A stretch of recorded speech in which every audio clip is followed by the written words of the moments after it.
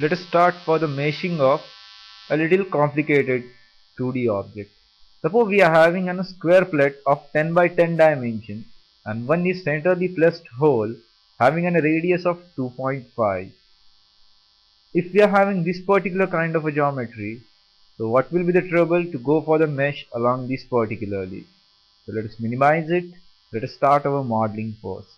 Let us say preprocessor. In the preprocessor, let us say modeling. And let us say create.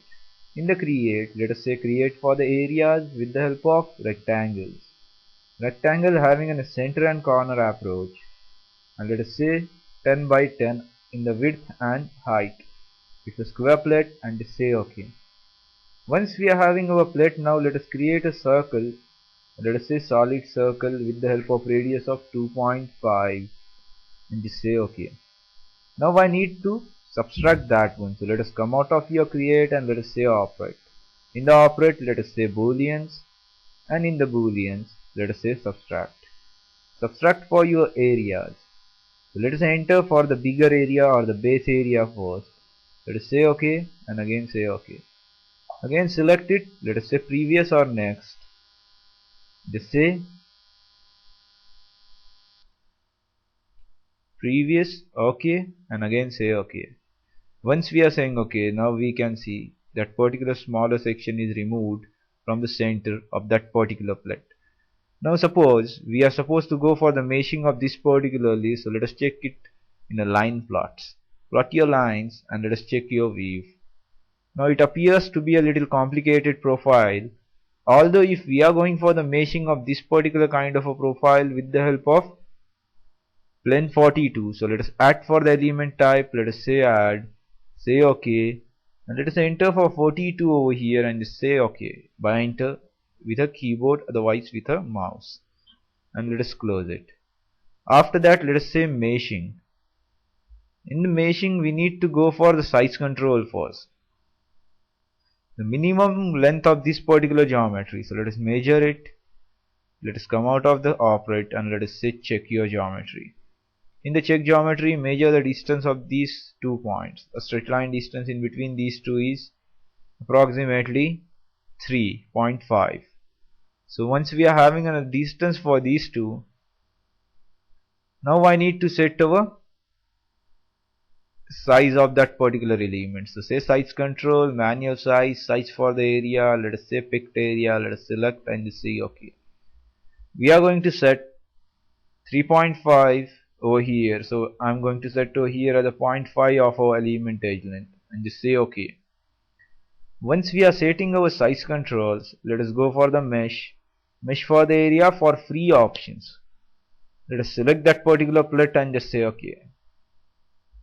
Once we are saying OK, we are having the elements along the plate over here. But now we can see we are meshing for 3D mesh, 2D mesh with the help of chord options. So whenever we are meshing it, that doesn't mean that we should get each and every time exactly a perfect square element. There will be some deviation, but in this case of this particular geometry, we can see there is a lot of deviation along this particular meshing. Although this particular kind of element is having a 4 nodes at the corner, that's why we are calling it as a chord element, but it is deviating a quality aspect of your mesh. That means warpage, a deviation of a node, minimum angle of a quad, maximum angle of a chord, creation of triangular mesh. These are nothing but the deviations of your quality aspects. So we must maintain our standard and try to create a quad element with a better quality which will maintain exactly a quadratic shape. They should not violate any kind of a shape warnings. This is the way we can go for that particular kind of a mesh. Otherwise, I need to go for the mesh option, but instead of meshing with respect to the free mesh, I should go for the map mesh. And in the map mesh, we are having one limitation. We must mesh our surface which is having a geometry of 3 or 4 sides. That means if we are going for this particular geometry mesh, so it will create a mesh in this particular ways which will violate our shape warnings.